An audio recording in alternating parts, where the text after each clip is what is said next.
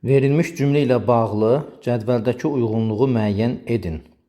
Deyilənlərə görə bu şəhərin qala divarları daha qədim zamanlarda hörülmüşdür. Deməli, cümlələrə bir-bir diqqət eləyək. Bütün cümlə üzvləri işlənmişdir. Deməli, təhlil eləyək. Hörülmüşdür, nə edilmişdir xəbər. Nə hörülmüşdür? Şəhərin qala divarları mübtədamızdır. Hansı şəhərin? Bu təyindir. Deyilənlərə görə təhlil olunmur. Ara sözümüzdür bizim. Nə zaman hörülmüşdür? Qədim zamanlarda. Bu ikisi birlikdə də zaman zərfliyidir. Və baxırıq, görürük ki, burada tamamlıq işlənməyib. Bütün cümlə üzvləri işlənmişdir. Yanlış fikirdir. Qrammatik cəhətdən cümlə üzvləri ilə əlaqədə olmayan söz də işlənib. Bəli. Yəni, ara söz var. Deyilənlərə görə doğrudur. İsmi xəbərdir cümlədir. Hörülmüşdür, feili xəbərdir. Ona görə bu da yanlış fikirdir. Təyin cümlənin baş üzvünə aiddir. Bu təyini görürük ki, mübtədaya aiddir. Doğru fikirdir. Zaman zərfliyi nitq hissəsi ilə ifadə olunmuşdur. Görürük ki, söz birləşməsi ilə ifadə olunub. Yanlış fikirdir. Mübtəda ilə xəbər kəmiyyətə görə uzlaşmışdır. Divarları cəmdədir. Şəhərin qala divarları cəmdədir. Hörülmüşdür isə təkdədir. Yəni, kəmiyyətə görə uzlaşmayıb. Bu da yanlışdır. Deməli, doğruya müsbət qoyuram, yanlışa mənfi qoyuram. Uyğunluğu istədiyinə görə müsbətin içində müsbətləri, mənfinin içində də mənfiləri götürəcəm.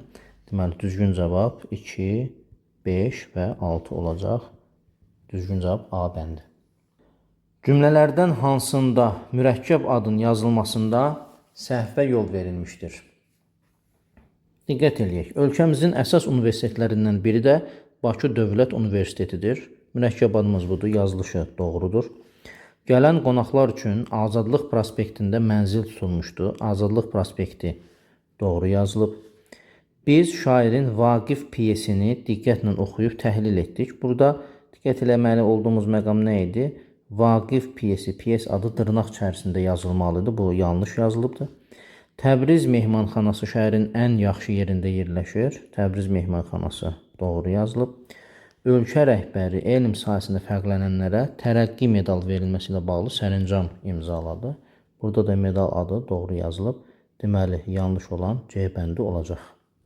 Həm nida, həm də əsas nitq hissəsi kimi işlənən sözlər verilmiş cərgəni müəyyən edin. Deməli, düz sözü nida kimi işlənə bilmir. Düz, kimi, əvvəl bunları nida kimi işlənə bilmir. Artıq, həmçinin, yenə o cümlədən, əgər, ancaq bunlar da nida kimi işlənmir. Çünki, gah, istərsə də bu da nida kimi işlənmir. Elə cavab D bəndi qalır.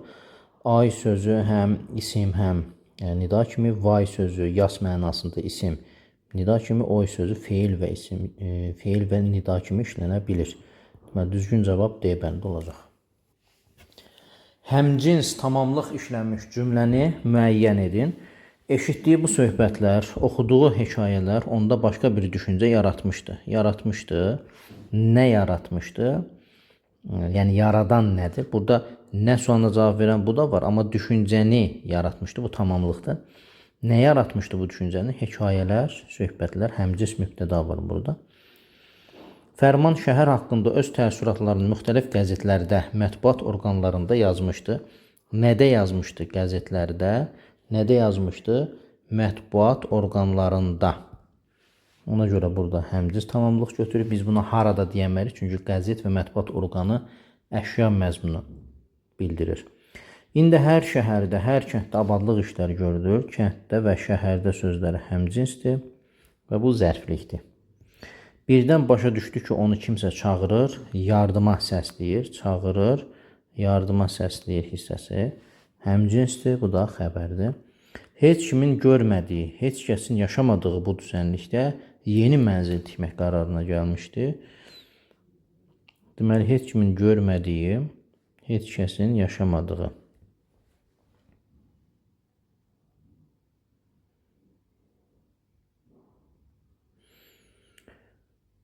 Bu da təyindir. Deməli, doğru cavab B bəndi olacaq. Təsdiq bildirən ara sözün işləndiyi cümləni müəyyən edin. Təəssüf ki, həmin əraziyə əkilən məhsullar susuzluqdan tələf olmaq üzrədir. Təəssüf bildirir burada. Beləliklə, alimlərin yekun düşüncələri təbiətin mühafizəsinin artırılmasının vacibliyini vurğulamaqdadır. Burada da nəticə ümumiləşdirmə məzmunu bildirir. İndi Səməndərin dedikləri həqiqətən də onun üçün daha dərin mənalı sözlərə çevrilirdi. Həqiqətən də burada təsdiq bildirən ara sözdür. Kitabda yazılanları deyəsən ilk dəfə düzgün anlayırdı. Burada güman şübhə bildirir. Əvvəla buradakı köhnə tikililər söküləcək. Bu da sıra ardıcıllıq bildirir. Düzgün cavabımız C bəndi olacaq. Söz birləşməsi ilə ifadə olunmuş xitab işlənən cümləni müəyyən edin. Dünyadan əgər hörmət umub nəşə dilərsən, öz qəlbinə bax, zülməti boğ, nifrəti öldür. Deməli, burada xitab yoxdur. Ay uşaqlar, burada istədiyiniz qədər oynaya bilərsiniz. Buradakı ay uşaqlar xitabdır, amma sözləşməsi deyil. Sözün düzü, onu bu şəhərdə heç kim tanımırdı. Burada ara sözdür. Söz birləşməsi var, amma ara sözdür. Hazırda biz, əziz müəllimlər, yeni təhsil modeli haqqında düşünürük. Əziz müəllimlər xitabdır və söz birləşməsi şəklində ifadə olunub. Ay aman, bu qədər əziyyət nəyimizə lazımdır? Burada da yenə nidadır. Xitab işləmir. Düzgün cavab D bəndi olacaq. Verilmiş cümlə ilə bağlı cədvəldəki uyğunluqları müəyyən edin. Filosof zəngin və təkəbbürlü bu şəxsə cavab verməkdə çətinlik çəkir. Deməli, çətinlik çəkir xəbər. Kim? Filosof. Nədə çətinlik çəkir? Zəngin və təkəbbürlü bu şəxsə cavab verməkdə. Yəni, bu hissələr bütövlükdə məsdər tərkibidir. Yəni, ona görə bu birlikdə təhlil olunur. Cümlənin hər iki baş üzvü işlənmişdir. Bəli, doğrudur. Mübtəda və xəbər var. Cümlədə həmcins təyinlər var. Zəngin və təkəbbürlü sözü bərabər hüquqlu olsa da həmcins deyil, çünki tərkibə aiddir. Ona görə yanlışdır. Köməkçi nitq hissələrindən bağlayıcı işlənmişdir. Vəni görürük biz burada. Doğru fikirdir. Tamamlıq feili birləşmə ilə ifadə olunmuşdur. Bəli, məsdər tərkibi. Ona görə 4 doğru fikirdir. Nümunədə yalnız tabeli əlaqəsi işlənmişdir. Zəngin və təkəbbürlü sözlər arasında tabesizlik əlaqəsi də var. Ona görə bu ifadə, bu cümlə yanlışdır. Həm tabeli, həm də tabesizlik əlaqəsi var. Və burada sxemə fikir versək, doğrudur, müsbət qoyuruq, yanlışdır, mənfi qoyuruq. Yəni doğruları istəyir, daha doğrusu cədvəldə uyğunluqları istəyir. Doğrunun altında doğruları, yanlışın altında da yanlışları götürəcəyik. Yəni 1, 3, 5, düzgün cavab A bəndi olacaq. Verilənlərə uyğun cümləni müəyyən edin. Verilənlərə uyğun cümləni müəyyən edin. Mübtədanın əlavəsi işlənmişdir, ismi xəbərli cümlədir. Deməli, əvvəla biz xəbərlərə baxaq. Ən soyuq məkan idi, nəşr olunmuşdu, bu fiili xəbərdir, ona görə cümlədən çıxırıq. Çalışmışdı, yenə fiili xəbərdir, bunu da çıxırıq. Məşğul olardı, yenə feili xəbərdir. Bunu da çıxırıq, çünki bizdən ismi xəbərlini istəyir. Bura, Tehran bəyin yaşadığı yer ən soyuq məkan idi. Məkan idi, hara? Bura, mübtədadır. Deməli, düzgün cavab bu olacaq. Digərinə baxaq. Uşaqlar biraz əvvəl orada, məktəbin önündə idi. Orada idi, xəbərdir. Burada da xəbərin əlavəsi işlənib. Deməli, düzgün cavab A bəndi olacaq. Feili birləşməni müəyyən edin. Dünyanın başlanğıcı ismi birləşmədir. Heç kimdən qorxmayan feili birləşmədir. Quşların gözəl səsi ismi birləşmə. Çaydakı daşqınlar yenə ismi birləşmə. Oxuyan bülbüllər yenə ismi birləşmə. Yəni, düzgün cavab B bəndi olacaq. Hansı cümlədə qoşma və ədat işlənmişdir? Bugün dostlarla görüşəndə bildi ki, dost darda bilinir. Burada dostlarla qoşmadır. Bildi ki, bağlayıcıdır. Burada qoşma və bağlayıcı işlənib. Sənin üçün qoşma. Gətirilən bu əşyalar ki, təzədir. Bu isə ədatdır. Deməli, düzgün cavab B bəndi olacaq. Məncə, bağdakı bu ağaclar daha əvvəl əkilib. Məncə, modal sözdür. Daha ədatdır. Səndən başqa heç kəs qalmayıb. Burada başqa qoşmadır. Buradakı heç sözü tək deyil, heç kəs sözü birlikdə də əvəzlikdir. Həqiqət budur ki, bağlayıcı, zamanın qiymətini bilmək lazımdır. Başqa bir köməkçinin səsi yoxdur. Deməli, düzgün cavab B bəndi olacaq.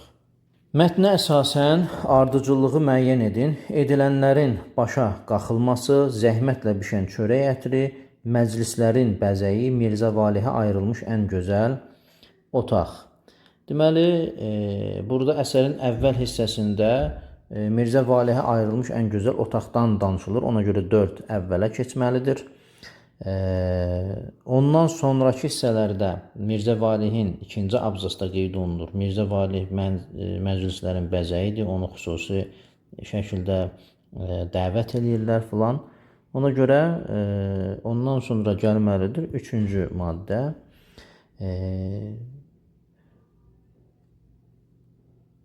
Daha sonra edilənlərin başa qalxılması var. Dəvətin qəbul edilməməsindən sonra, yəni ona belə deyək, əsəbləşirlər Mirzə Valehə və başa qalxma olur orada.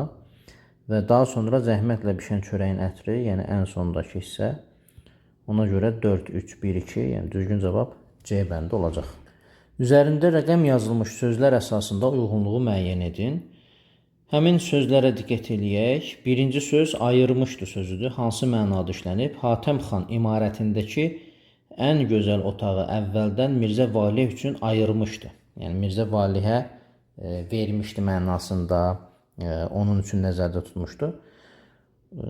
Və digəri də Hatəm xanın düzəltdiyi məclislərdə iştirak edər. Yəni buradakı düzəltdiyi qurduğu məclislərdən, təşkil etdiyi məclislərdən söhbət gedir. Ona görə indi uyğunluğu müəyyən eləyəcəyik. Təcrid etmək, uzaqlaşdırmaq, ayırmaq burada o məna ilə bağlı deyil. Təşkil etmək mənasındadır. Bəli, biz bayaq da qeyd etdik. Düzəltdiyi, təşkil etdiyi mənasında B bəndi 2 uyğun gələcək. Həmin avadanlıqları laboratoriya üçün ayırmışıq. Yəni nəzərdə tutmuşuq mənasını ifadə edir ki, otağı da Mirzə Valeh üçün ayırmışdı. Həmin məzmuna uyğun gəlir. Adamlara qarşı münasibətini düzəltməlidir cümləsində eyni mənada işlənmişdir. Burada düzəltmə sözü ilə bağlıdır, amma cümlədəki, mətndəki məna ilə uyğun deyil. Hatəm xanın düzəltdiyi məclis buradakı ilə münasibətlərin düzəlməsi başqa-başqa anlayışlarıdır. Ona görə D də uyğun gəlmir. Yumurtanın sarısını ağından ayırıb istifadə etmək lazımdır cümləsində isə mətndəki kontekstə uyğun işlənmişdir. Burada ayırmaq sözü isə yenə nəzərdə tutmaq mənasında deyil, bir-birindən aralı salmaq mənasındadır. Ona görə bu da uyğun gəlmir. Elə 1-ə C, 2-yə B, düzgün cavab elə B olacaq. Mətndə nöqtələr qoyulmuş boşluğa hansı cümlə artırılsa, məzmun ardıcıllığına xələl gəlməz. Deməli, nöqtələr qoyulan hissəyə nəzər yetirək. Ondan əvvəlki 1-2 cümlədən başlayacağım. Mirzə Valehi də gətirməyə Hatəm xandan rica edirdi. O yazırdı. Çox təvəqqə edirəm ki, Mirzə Valehi də özünüzlə gətirəsiniz ki, qoy bizi əyləndirsin, biz darıxmayaq. Hatəm xan Mirzə Valehi çağırıb onu məsələdən agah etdi, inandırmaq üçün məktubu ona verdi. Burada boşluq var. Xan, mən gedə bilməyəcəyəm. Yəni biz bilirik ki, artıq bu nitq Mirzə Valehindir. Və Mirzə Valeh bu məktubu görəndən sonra getməyəcəyini deyir. Bu məzmuna uyğun Mirzə Valeh məktubu oxuyub xana qaytardı və saralmış halda dedi. Mən getməyəcəm, mən gedə bilməyəcəm. Bu uyğun gəlir. Nəyə görə uyğun gəlir? Çünki məktubdakı yazılar onun xoşuna gəlmir. Saralmaq da zaten onu ifadə edir. Ona görə A bəndi uyğundur. Mirzə Valeh kağızı oxuyub şadlıqla dedi. Biz buradan onun şad olduğunu görmürük. Çünki əsərin sonraki hissəsində görürük ki, orada onu məktubda onu narahat edən bir məqam var. Mirzə Valehin əvəzinə Hatəm xan dinləndi. Xan mən gedə bilməyəcəm. Bu uyğun gəlmir. Yədullah xan təklifin qəbul edilməməsindən çox mütəəssir oldu. Hələlik bununla bağlı onun məlumatı yoxdur. Adil və aqil təkidlə ondan xahiş etdilər. Sonra da xan mən gedə bilməyəcəyəm. Yəni bu uyğun gəlmir. Yəni məzmuna uyğun gəlmir. Ona görə düzgün cavab elə A bəndi olmalıdır. Mətnin məzmununa əsasən hansı fikir yanlışdır? Mirzə Valeh dəvət məktubundakı ifadədən xoşlanmır. Bəli, biz bunu mətnini oxuyarkən məzmundan açıq-aydın görürük. Mirzə Valeh böyük mütaliəsi olan dərin bilikli insandır. Bəli, mətndə onun haqqında məlumat verəndə qeyd edir ki, ən qədim elmlərdən tutmuş bu günə qədər ki, bütün elmlərdən xəbərdar idi. O bütün şərq ayin və əfsanələrini bilməyi ilə hamının diqqətini cəlb edirdi və s. Adil və aqilə Mirzə Valeh mükəmməl dərs verirdi. Bəli, bunu da deyə bilərik. Çünki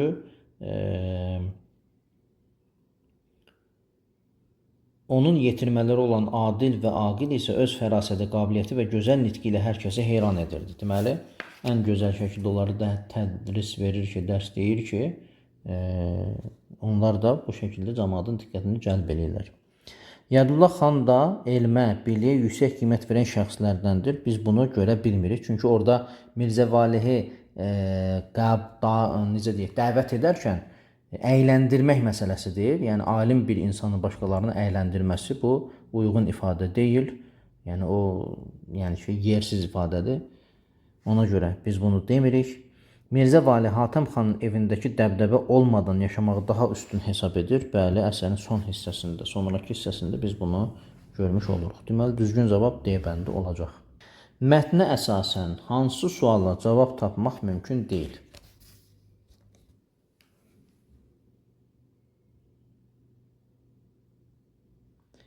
Nə üçün Mirzə Valeh Hatəm xanın imarətində yaşayırdı? Biz orada görürük ki, oğullarına dərs verirdi. Neçə illərdir ki, Hatəm xan sarayında yaşayır və onun uşaqlarının təlim tərbiyəsinə məşğul olurdu. Deməli, biz başa düşürük ki, uşaqlarının təlim tərbiyə vermək üçün orada yaşayırdı. Mirzə Valeh nə üçün dağlara, daşlara düşür? Deyək ki, orada dəvəti qəbul etmədiyinə görə evdən qovulur və azad yaşamağa üstünlük verir. Yadullah xanın məktubunda nə yazılmışdı? O cümlə zaten mətndə qeyd olunubdur. Çox təvəqqə edirəm ki, Mirzə Valehi də özünüzlə gətirəsiniz ki, qoy bizi əyləndirsin, biz darıxmayaq. Bu cümlə məktubda olandır. Arpa sümbülünü Mirzə Valeh necə tapmışdı? Qeyd edir ki, orada meşədə gəzərkən tapdığı arpa sümbülünü toxumluq saxlayaraq əkdi. Deməli, meşədə gəzəndə tapmışdı. Mirzə Valehi yeni mənzilində kimlər tapır? Biz bu barədə mətndə hər hansı bir məlumata rast gəlmirik. Ona görə bunun cavabı yoxdur. Düzgün cavab Y bəndi olacaq.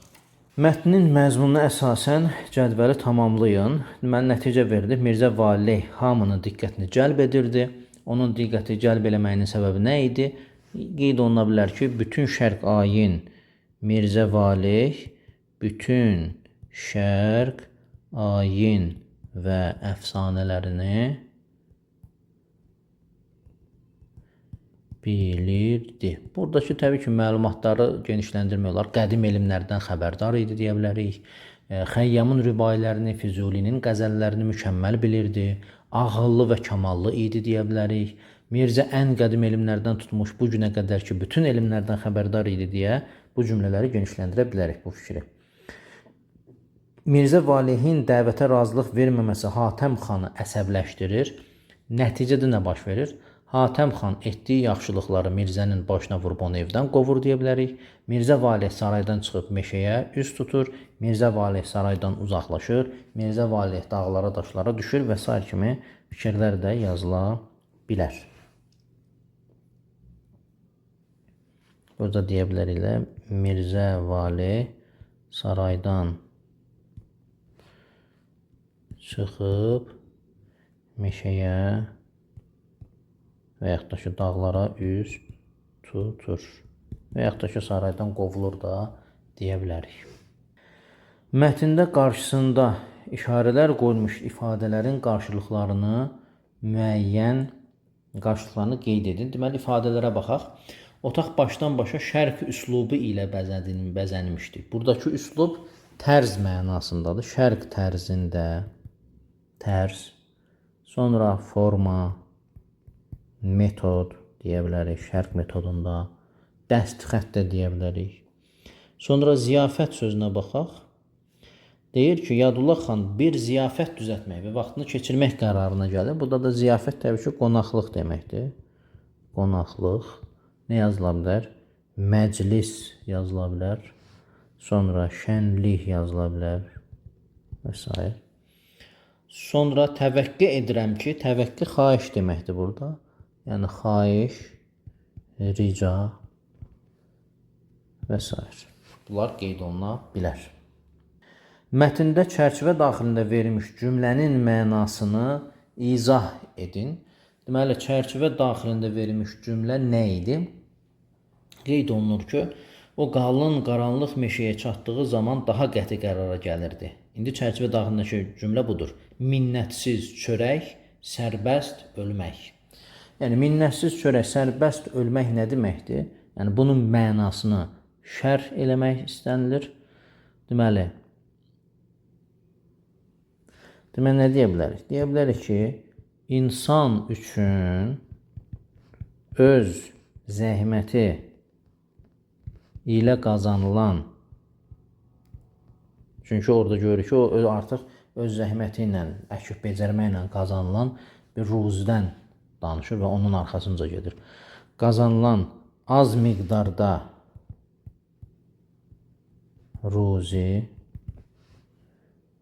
başqasının, var dövlət də deyə bilər yenə, başqasının minnəti ilə verilən böyük miqdarda sərvətdən, istənilən halda sərvətdən daha qiymətlidir, dəyərlidir. Qiymətlidir. Yəni, o cümlənin məzmunu bu şəkildə izah olunur. Vəssalam. Yəni, bu məzmunu ifadə edən hər hansı bir cümlə doğru hesab olunacaq. Mətnə əsasən cədvəli tamamlayın. Burada Mirzə Valeh, bir də Hatəm xan obrazına aid xarakterik cəhətlər qeyd olunmalıdır. Nə deyə bilərik? Mirzə Valeh haqqında zəhmətkeş deyə bilərik. O son hissəyə görə zəhmətkeş, zaten ümumiyyətlə zəhmətkeş idi. Nə deyə bilərik? Meşədə öz zəhməti ilə əkib becərərək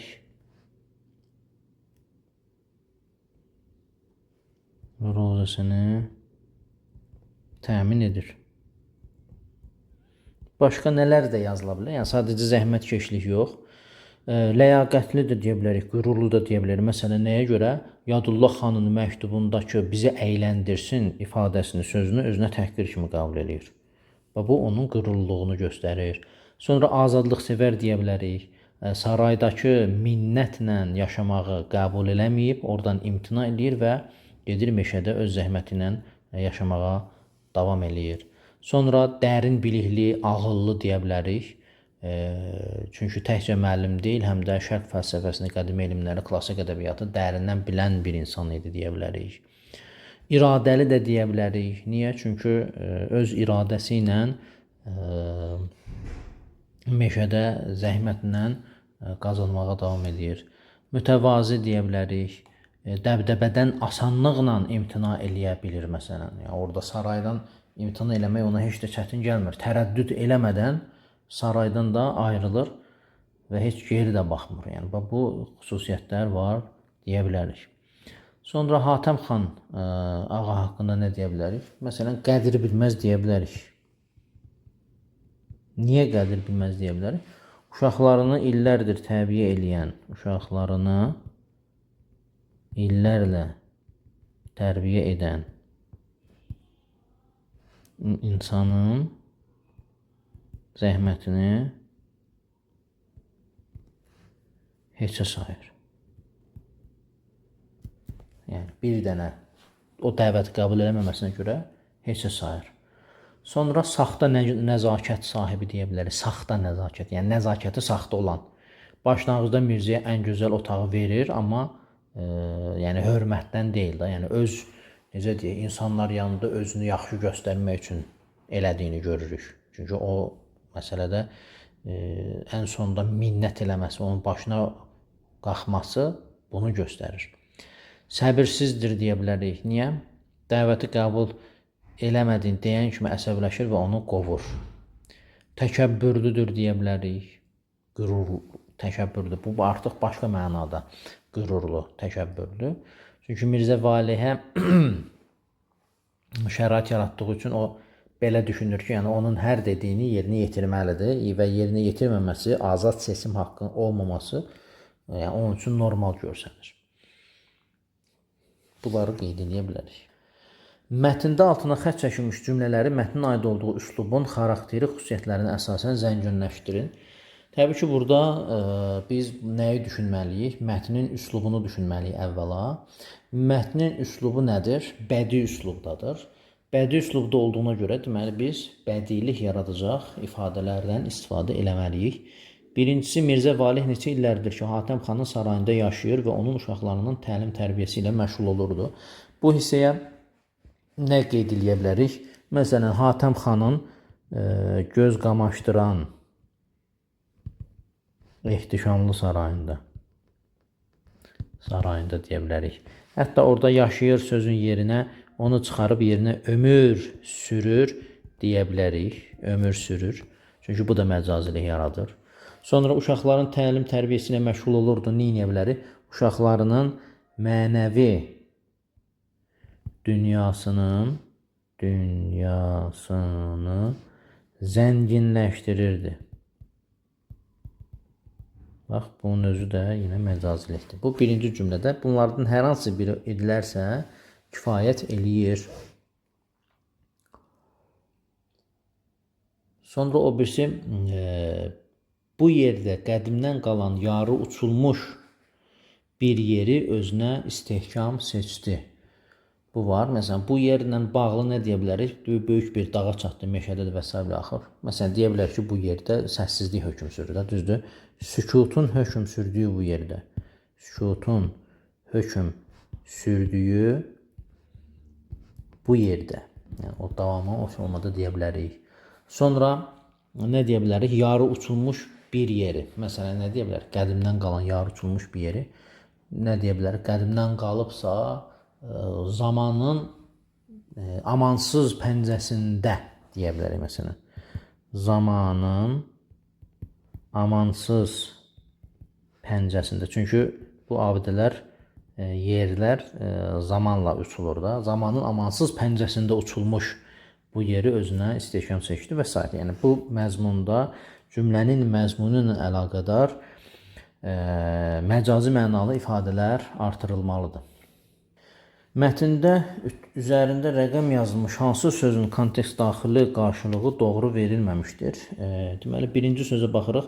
Əbədilik təəssüratı. Təəssüratdan söhbət gedir. Təəssürat xarici aləmdəki əşya və hadisənin insan şuurunda buraxdığı iz, onların əksi ona təsiri. Deməli, təəssürat bu mənadadır, doğrudur. İkincisi, imarətlərdən söhbət gedir. Tarixən daş konstruksiyalı imarətlərin rəmzi piramid olmuşdur. İmarət yəni kasıblara, məktəblərə xeyriyyə yeməyi verən müəssisə deyil. Yəni imarət tikilidir, saraydır. Ona görə bu uyğun gəlmir. Üçüncüsü təxəyyül, memarların təxəyyülü deyir. Təxəyyül yaradıcılıq fantaziyası deyə bilərik.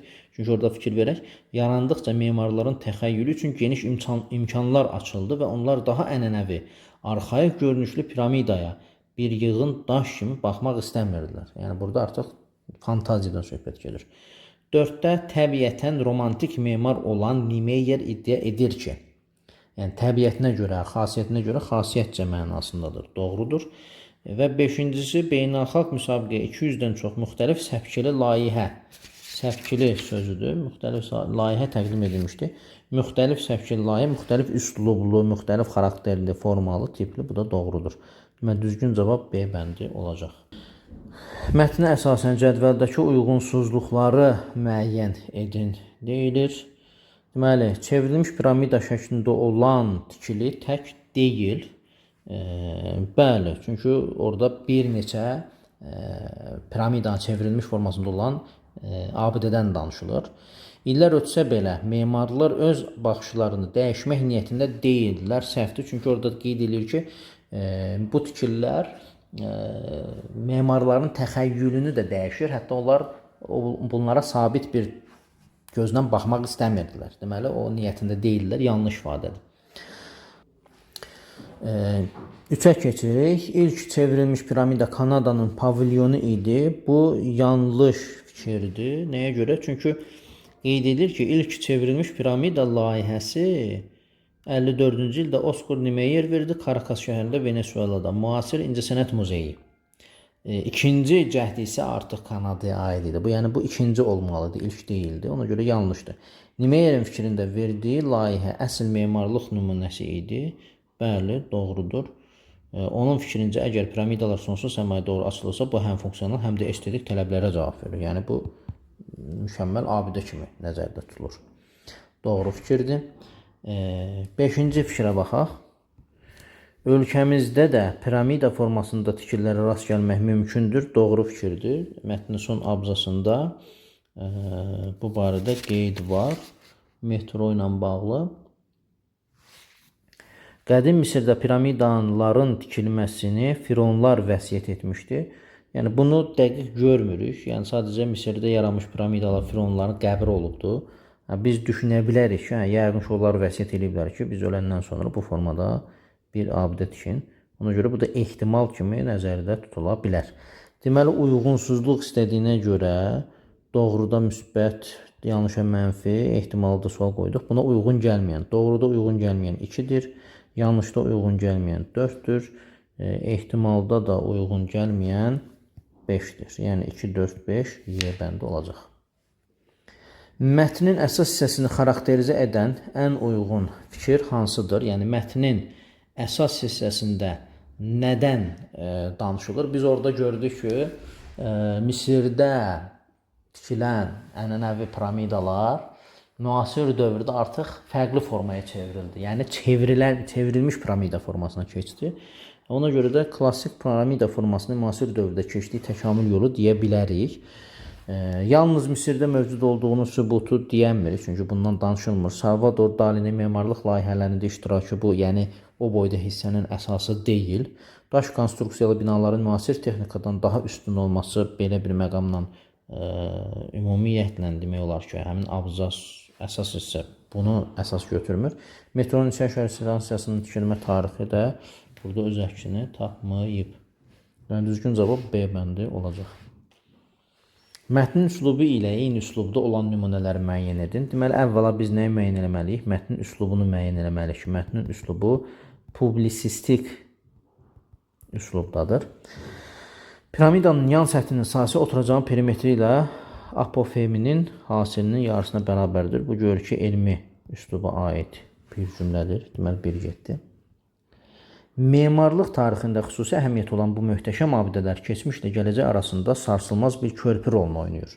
Yəni, burada düzdür, məcazilik olsa belə görür ki, bu nəsə məlumat verici xarakteri daşıyır. Yəni, bu da publisistik üslubun xüsusiyyətidir. Deməli, 2-ni götürəcəyik. Xeops piramidasının daxili qalereyalarında aparılan radiometrik ölçmələr və izotop analizi inşaat zamanı tətbiq olunan əhəngdaşı bloklarının və s. və axır. Gör ki, burada yəni elmi terminlərdən daha geniş istifadə olunub. Termin sıxlığı daha çoxdur. Deməli, elmi üslubdadır bu da. Şəhərsalma proqramı çərçivəsində paytaxtın simasını dəyişən müasir göydələnlər həm texnoloji gücü, həm də estetik zərifliyi özündə birləşdirir. Bu da yenə məlumat verici xarakteri daşıyan bir cümlədir. Müqavilənin 3.2-ci bəndinə əsasən artıq maddə və bənd məsələsi varsa, deməli, bu da rəsmi işgüzar üslubdur. Bu bizdə publistik olduğunu demişdik. Deməli, bu da uyğun gəlmir. 2 ilə 4 bizim cavabımız olacaq. Mətnin məzmununa əsasən yanlış fikri müəyyən edin. İlk çevrilmiş piramida layihəsi 20-ci əsrin ortalarında təklif olunub. Deməli, o layihənin tarixinə baxdığımız zaman 1954 görürük. 1954-də 20-ci əsrin ilə ortasına təsadüf edir, düzdür.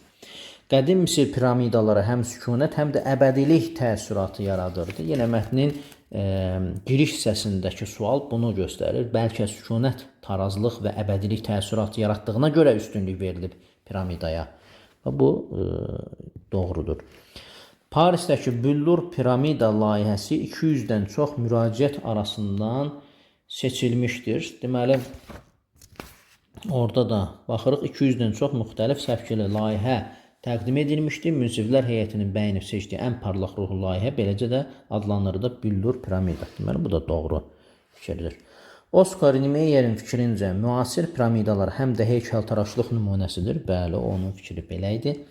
Bakı metropolitenindəki piramidalar da çevrilmiş piramidaların nümunədir. Xeyr, yəni oradakı çevrilmiş piramida deyildi. Onunla bağlı bir məlumat da yoxdur. Yazır ki, piramida şəklindədir. Deməli, Y bəndi yanlışdır.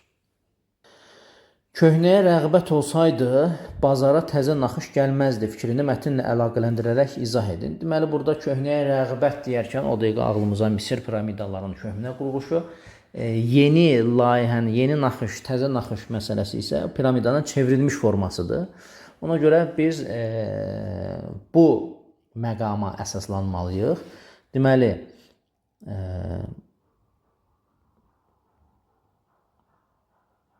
nə deyirik?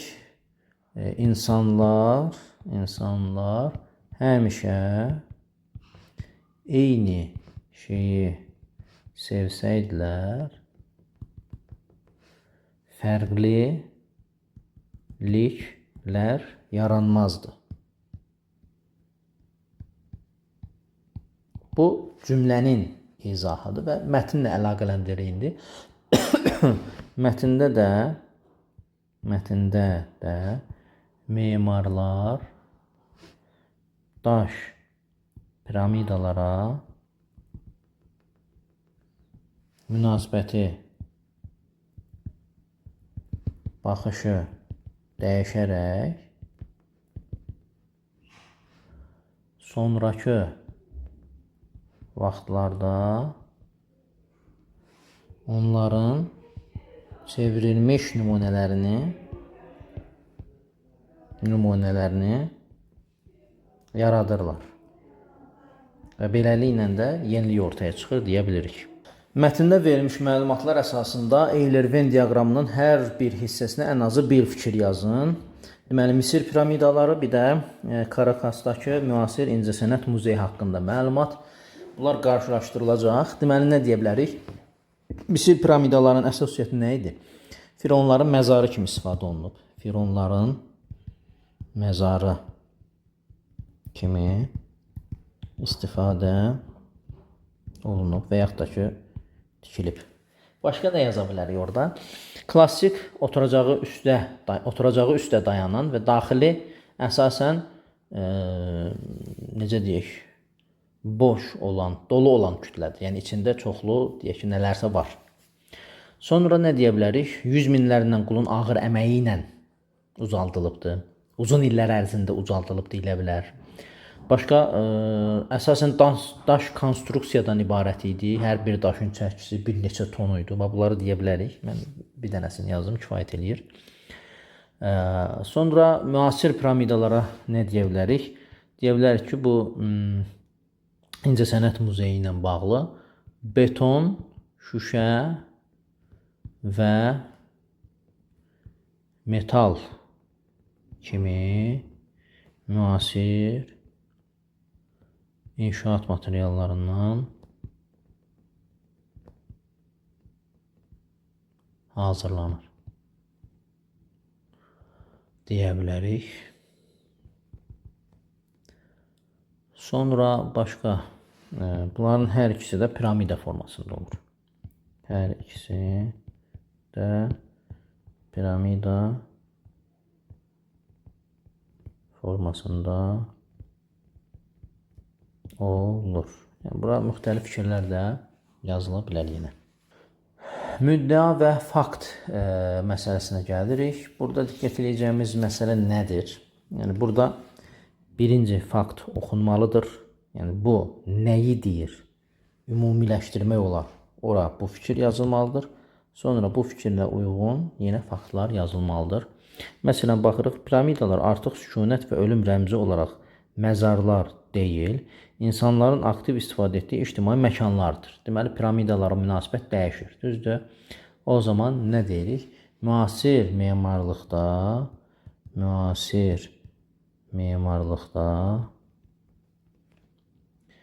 piramida klassik formadan uzaqlaşaraq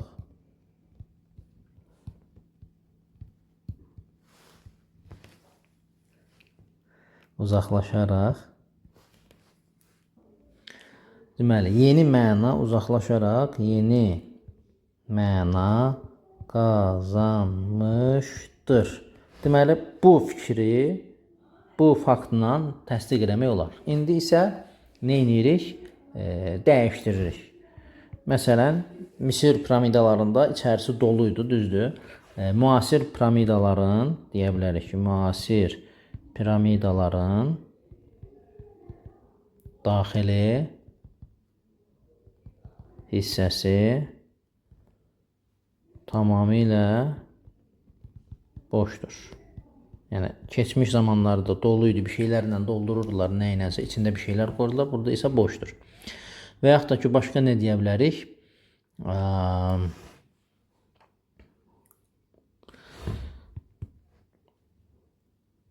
Müasir piramidalar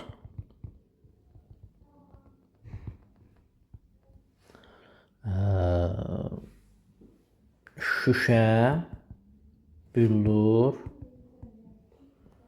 və beton kimi yeni nəsil materiallardan hazırlanır və yaxud da ki, istifadə olunur. Belə deyə bilərik. Mətndə məzmunla əlaqəsi olmayan cümlə işlənmişdir. Həmin cümləni müəyyən edib yazın deyilir. Deməli, mətni oxuduğumuz zaman orada bir cümlə var ki, həmin cümlə nə idi? Yazır ki, qədim Misir mumyalarının daxili orqanlarının saxlanılması üçün istifadə olunan qablar əsasən alebastrdan hazırlanırdı. Yəni, bu məsələyə heç bir aidiyyəti yoxdur. Qədim Misir mumyalarının daxili orqanlarının saxlanılması üçün, yəni bu cümlə qeyd olunacaq. Mətndə altına xətt çəkilmiş cümlədə uyğun düzəlişlər, yəni yalnız qüsurlu məqamlarda uyğun düzəlişlər etməklə cümləni yenidən yazın. Yəni burada norma pozulur. Deməli nədir? Maraqlıdır ki, əsrlər, qərinələr yarışdıqca insanların zövqü, dünya görüşü dəyişdikcə gözəllik meyarları da çevrildi. Yəni burada əsrlər, qərinələr yarışdıqca olmaz. Deməli, yarışdıqca sözü düzgün deyil. Onun yerinə nə yazmalıyıq? Bir-birini əvəz etdikcə və s. yaza bilərik. O birisi tərəfdə də çevrildi sözü düzgün deyil. Çevrildi sözün yerinə nə deyə bilərik? Meyarları da dəyişdi yazıla bilər.